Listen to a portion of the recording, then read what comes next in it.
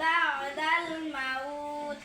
ঈমানি মুফাসসালের অর্থ, প্রথমে আমি ঈমান আনিলাম আল্লাহু তাআলার উপর, দ্বিতীয়তে ঈমান আনিলাম তাহার রাসূলগণের উপর, তৃতীয়তে ঈমান আনিলাম তাহার কিতাব সমূহের উপর, চতুর্থে